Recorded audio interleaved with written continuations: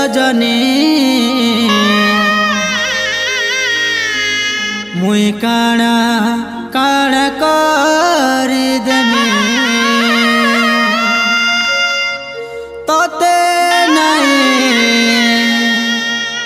पहले रे सुना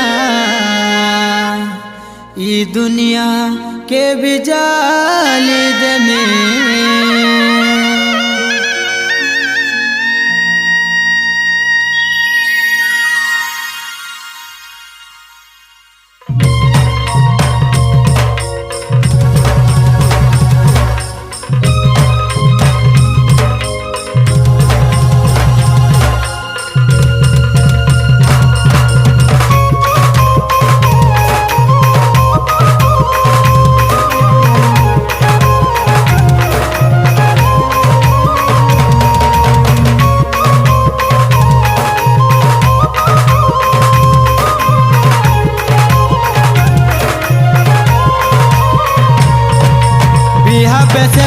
तिलो रानी सुंदरी दिसुछु मते छाड़ी और कहा के बिहा है उछु।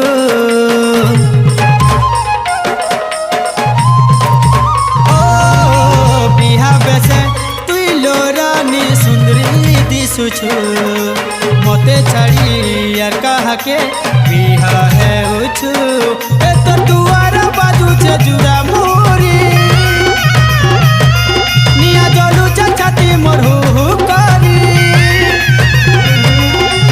नुआ साथी पे खुशी न मते जब के आनी देबू जा जा जा जा जालो सुख घर संसार करबो ए दोनों जा जा जा जा जालो मोर कथा के भूली तीजबू।